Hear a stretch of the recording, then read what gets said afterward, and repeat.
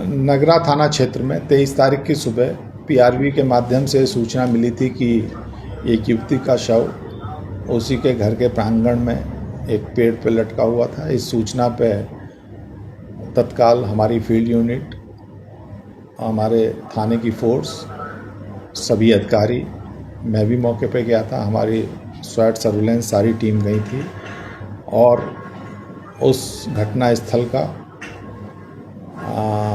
बारीकी से निरीक्षण किया गया था।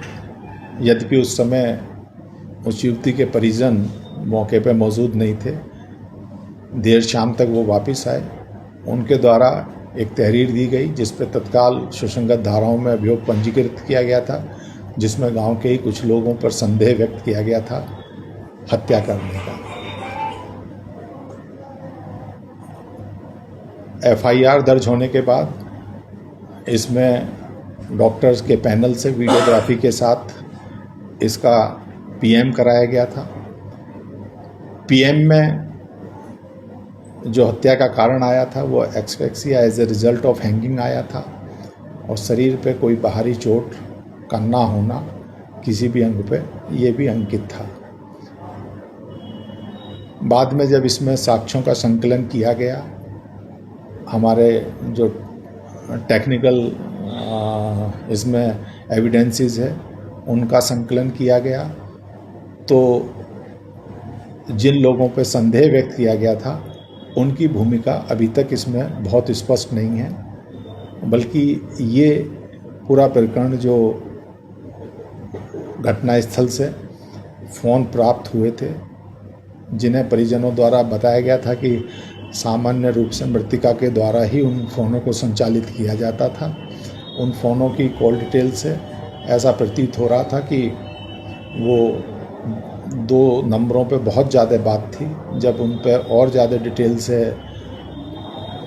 और विस्तार से जानकारी की गई तो उनमें से एक नंबर परिजनों द्वारा बताया गया था कि इस युवती की शादी जनपद मऊ में तय कर दी गई थी, जिससे शादी तय हुई थी। एक नंबर वो था जिस पर बहुत ज़्यादा बात होती थी और एक उसी गांव का एक और लड़का जो भारतीय सेना में कार्यरत है, जैसा बताया गया है, उससे बहुत ज़्यादा बात होती थी।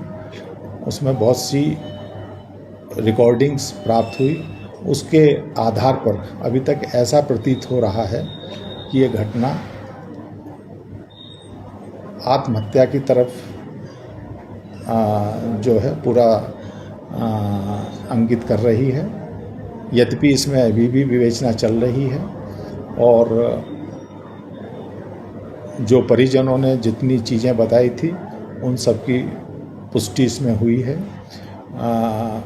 उनकी पुष्टि की गई है और जो उन्होंने आरोप जिन लोगों पे लगाए थे उनका कोई अभी तक इन्वॉल्वमेंट साक्ष्य के आधार पर नहीं मिला है।